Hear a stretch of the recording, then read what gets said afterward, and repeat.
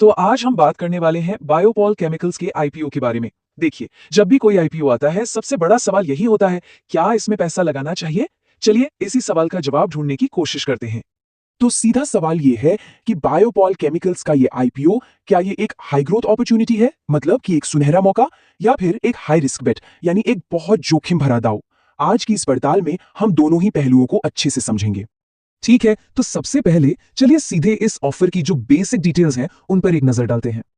तो देखिए, price band है 102 रुपए से 108 रुपए प्रति शेयर और लॉट साइज है 1000 शेयरों का। अब जो इश्यू का साइज है वो है करीब 31.25 करोड़ रुपए का, और सबसे जरूरी बात, ये पूरी तरह से एक फ्रेश इशू है। इसका मतलब जानते हैं, सारा का सारा पैसा कंपनी को मिलेगा, उसके ग्रोथ के लिए किसी प्रमोटर की जेब में नहीं जाएगा, और ये हमेशा एक बहुत ही पॉजिटिव साइन होता है। ओके, तो ये तो हो गई नंबर्स की बात। अब जरा कंपनी को समझते हैं। आखिर ये बायोपॉल केमिकल्स करती क्या है इसका बिजनेस?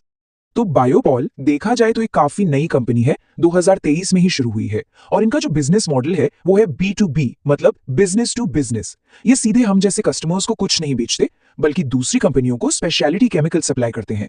और इनकी पहुंच भी काफी डाइवर्स इंडस्ट्रीज में है, जैसे टेक्सटाइल्स, होम केयर, एग्रीकल्चर। मतलब ये ऐसे केमिकल्स बनाते हैं जो कई जरूरी इंडस्ट्रीज की रीढ़ हैं। चलिए, अब कहानी के उस हिस्से पर आते हैं जो इस आईपीओ को एक अट्रैक्टिव ऑप्शन बनाता है। यानी वो क्या वजह है जो कहती है कि हाँ, इसमें पैसा लगाया जा सकता है। इसे हम कहते हैं बुल केस। तो सबसे पहली और सबसे जबरदस्त चीज है कंपनी का रिटर्न ऑन इक्विटी, यानी ROE। ये है 36.32%। अब ये आंकड़ा सुनने में तो अच्छा लगता है, पर इसका मतलब क्या है? इसका मतलब है कि कंपनी अपने शेयर होल्डर्स के लगाए हर 100 रुपए पर 36 रुपीज से ज्यादा का प्रॉफिट बना रही है। ये दिखाता है कि मैनेजमेंट कितना एफिशिएंट है पैसा बनाने में। अब किसी भी कंपनी को आंकने का एक बहुत जरूरी पैमाना होता है पीई रेशियो, यानी प्राइस टू अर्निंग्स रेशियो। आसान भाषा में ये बताता है कि कंपनी की कमाई के मुकाबले उसका शेयर कितना महंगा या सस्ता है। और एक सामान्य नियम है कि जितना कम पी रेशियो हो, उतना ही वैल्यूएशन अट्रैक्टिव माना जाता है। और यहीं पर बायोपॉल का केस और भी इंटरेस्टिंग हो जाता है। इसका पीई रेशियो है सिर्फ 14.58। अब इसकी तुलना अगर हम इंडस्ट्री की एक बड़ी एस्टैब्लिश्ड कंपनी रुस्सारी डायोटेक से करें, जिसका पीई है 20.93, तो साफ दिखता है कि बायोपॉल का आईपीओ काफी अट्रैक्टिव दाम पर आ रहा है। हाँ, ये जरूर है कि रुस्सारी एक पुरानी और बड़ी कंपनी है, लेकिन फिर भी एक नई कंपनी का इतने कम पीई पर आना एक बड़ा प्लस पॉइंट है। और कहानी यही खत्म नहीं होती। कंपनी के पक्ष में और भी कई मजबूत तर्क हैं, जैसे कि इसके फाइनेंशियल्स देखिए।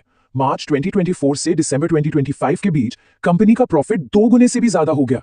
ये जबरदस्त ग्रोथ है। फिर इसकी बैलेंस शीट भी काफी हेल्दी है। डेट टू इक्विटी रेशियो सिर्फ 0.76 है, मतलब कंपनी पे कर्ज का बोझ ज्यादा नहीं है। और जो आईपीओ से पैसा आएगा उसका भी प्लान बिल्कुल साफ है। गुजरात में एक नई फैसिलिटी लगाई जाएगी, और ऊपर से कंपनी के पास ISO और GDHC जैसे जरूरी क्वालिटी सर्टिफिकेशंस भी हैं, जो इसके प्रोडक्ट्स की क्वालिटी को वैलिडेट करते हैं। तो ये तो हो गई सारी अच्छी बातें, लेकिन जैसा कि हम जानते हैं, हर सिक्के के दो पहलू होते हैं। तो चलिए अब जरा उन जोखिमों पर नजर डालते हैं जो निवेशकों के लिए चिंता का सबब बन सकते हैं। इसे हम कहते हैं बेयर केस। और यहां पर जो सबसे बड़ा रेड फ्लैग है वो चौंकाने वाला है। कंपनी के जितने भी मैन्युफैक्चरिंग यूनिट्स हैं और यहां तक कि ऑफिस भी, सबके सब किराए की जमीन पर हैं, और वो भी अनरजिस्टर्ड लैंड। अब आप सोचिए, ये कितना बड़ा ऑपरेशनल रिस्क है। अगर कल को ये लीज रिन्यू नहीं होती है तो कंपनी का पूरा कामकाज ठप पड़ सकता है। इसके अलावा भी कुछ और चिंताएं हैं। पहली है कस्टमर कॉन्सेंट्रेशन, मतलब कंपनी की ज्यादातर कमाई सिर्फ कुछ गिने चुने क्लाइंट से आती है। अगर इनमें से एक भी बड़ा क्लाइंट हाथ से निकल गया तो रेवेन्यू पर सीधा और बड़ा असर पड़ेगा। दूसरी बात, ये एक एसएमई आईपीओ है। एसएमई प्लेटफॉर्म पर लिस्ट होने वाले स्टॉक्स में अक्सर लिक्विडिटी कम होती है, मतलब खरीदने बेचने वाले कम होते हैं, और इसी वजह से कीमतों में बहुत ज्यादा उतार चढ़ाव देखने को मिलता है। और एक और चिंता की बात, लिस्टिंग से ठीक पहले इसका ग्रे मार्केट प्रीमियम, जिसे जीएमपी कहते हैं, वो शून्य था। यह अक्सर बाजार में ठंडे रिस्पॉन्स का एक संकेत होता है। तो एक तरफ है जबरदस्त ग्रोथ के वादे और दूसरी तरफ है गंभीर जोखिम। इन सब बातों को सामने रखने के बाद आखिरकार इस विश्लेषण का फाइनल वर्डिक्ट क्या है? तो देखिए, तस्वीर बिल्कुल साफ है। एक तरफ है बुल केस, जबरदस्त ROE, आकर्षक पीई और एक्सपेंशन का एक क्लियर प्लान, और दूसरी तरफ है बेयर केस, बहुत ज्यादा मिनिमम इन्वेस्टमेंट, किराए की जमीन वाली सबसे बड़ी कमजोरी और कुछ ही कस्टमर्स पर निर्भरता। ये एकदम classic high risk high reward वाला मामला है। इन सारे तर्कों को, सारे प्रोज एंड कॉन्स को तौलने के बाद जो अंतिम निष्कर्ष निकल कर आता है वो बिल्कुल साफ और सीधा है।